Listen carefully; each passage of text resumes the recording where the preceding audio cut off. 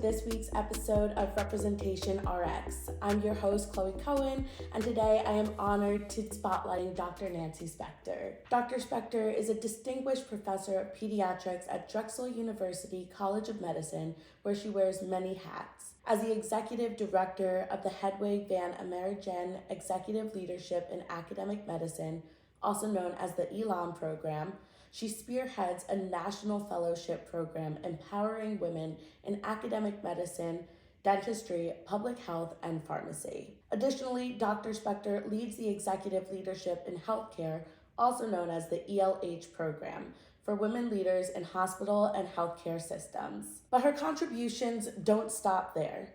Dr. Spector serves as the Senior Vice Dean for Faculty, the Betty A. Cohen Chair in Women's Health, and is the Executive Director of the Lynn Yackel Institute for Women's Health and Leadership. Dr. Spector is known for her leadership abilities and facilitation skills. In 2023, she was honored with the prestigious Elizabeth Blackwell Medal by the American Medical Women's Association for her outstanding contributions to advancing women in the field of medicine. Dr. Spector's influence extends further as a member of the Women's in Medicine Legacy Foundation Advisory Leadership Council. Join us as we delve deeper into the remarkable journey and contributions of Dr. Nancy Spector, a true beacon of leadership and empowerment in the medical field. Welcome, Dr. Spector. I am so excited for our conversation today. Thank you so much. I think that's the loveliest introduction I've ever heard about me. Thank you. Yeah. So as you know, I'm interested in understanding diversity and how diversity plays a role in the medical field. But before we can really get into that conversation, I'd love to know what made you want to become a doctor and pursue medicine. Yeah, it was an interesting journey. I come from a family of educators. Both my parents were first generation to college, and they were both teachers. Oh, nice. In secondary schools. And then my father actually ended up going to Middlebury College to lead the education department. Oh, wow. And when we were little, my brother and I would talk about our futures, and my parents would say, you can do anything except be teachers. So that kind of limited that idea. Right. So my brother went on to be a lawyer, and I was really drawn to the sciences. And it was funny because my brother, my mom, and my dad were all history majors. Okay. And that was not for me. That was not for me. So I was drawn to the sciences, and I sort of just kind of fell into the idea. Yeah. I didn't have any role models in my personal life, and I just knew it was something that would be a great venue for me to apply science to.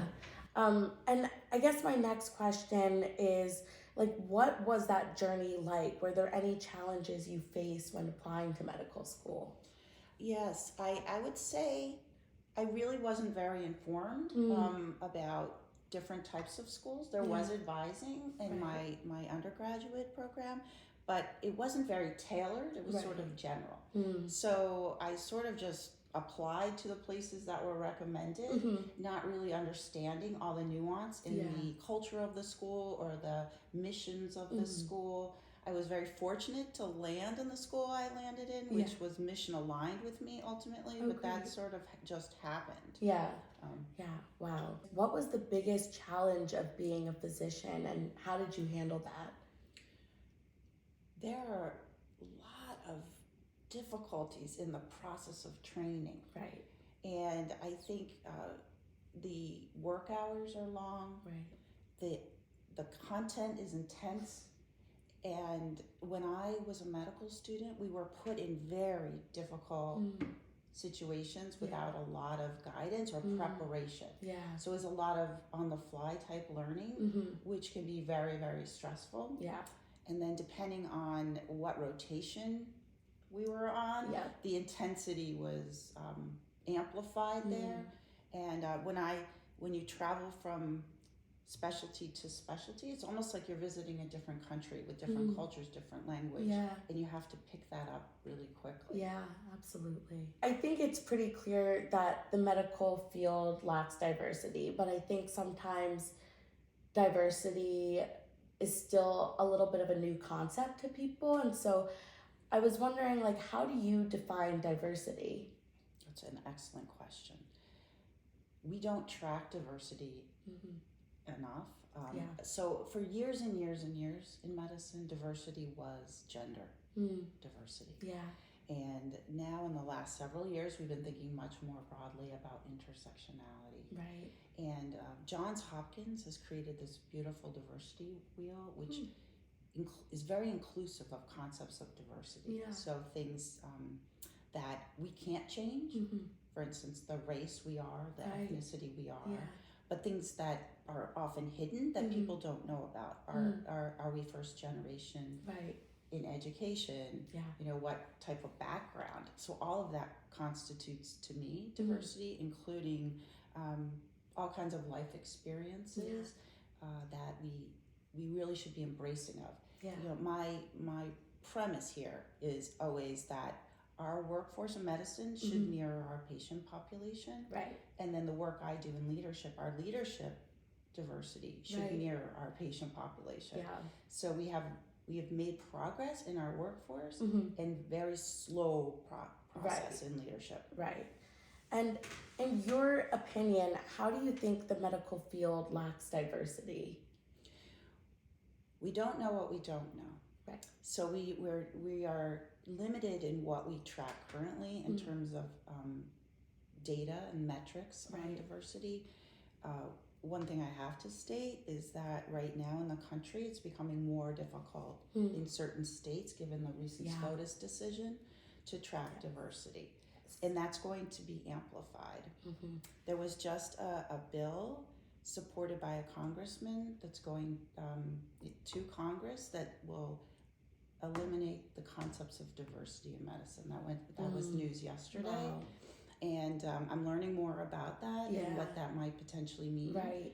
But we're already seeing evidence that in certain institutions in certain states, they can't even track the diversity. Yeah. That's so disheartening to hear because there is research that shows how important diversity and representation is in the medical field. It's just hard to know that that research exists and there are still people who are pushing for bills like that. Unfortunately, I had some technical difficulties in my interview with Dr. Spector this morning. With that being said, I'm now going to share with y'all everything that she shared with me.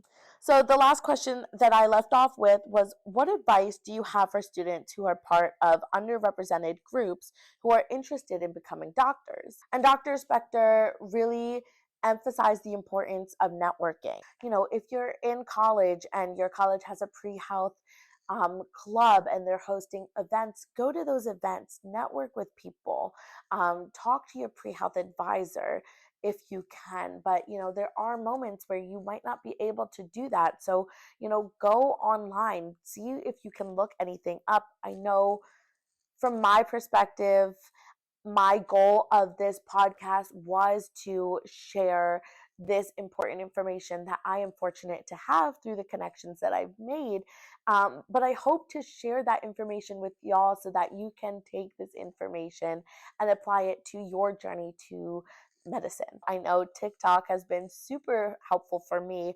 I actually have an interview in a couple of days with someone that I found on TikTok.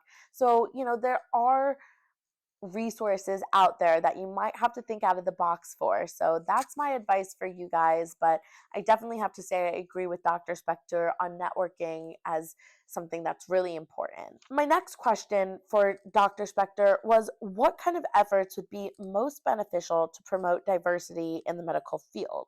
She said that she wasn't entirely sure if she had the right answer herself, but that she hopes that we can take this as a opportunity. When we really think about it, you know, it's forcing medical officials and medical schools to reevaluate diversity, and that is an opportunity in itself. We were talking about the fact that, you know, there in the news right now, there are some efforts and push from government officials to kind of get rid of diversity efforts in some states. And we were talking about how that might impact the medical school admission process and, you know, the medical field in general.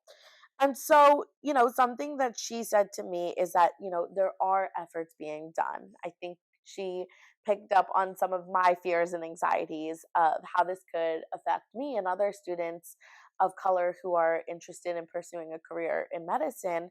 And so she made sure to really communicate that there are efforts being done. There is a conference where, medical school deans and directors are coming together to discuss these very issues and these topics and discuss what they can do to continue to promote diversity, in an age where diversity efforts are being threatened. Medical schools, instead of trying to focus on like diversity, the way to kind of get around that is they're looking at inclusion and belonging and how they can build and create a sense of inclusion and belonging on their campuses.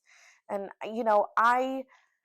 I think that that is so important as someone who grew up feeling like they didn't belong and feeling like they weren't always included in things. And I think that there are so many ways that someone can feel disconnected. And I think that knowing that medical schools and the medical field is working on building a sense of inclusion and belonging is very, very heartwarming to know and very, very exciting. And so she was telling me that medical schools and the medical field is now kind of thinking of diversity as inclusion and belonging, and how they can really emphasize inclusion and belonging on their campuses or in their hospitals, and that is truly an opportunity for real change to happen from that. So I think that as a medical student, as a woman of color, that is really comforting to hear.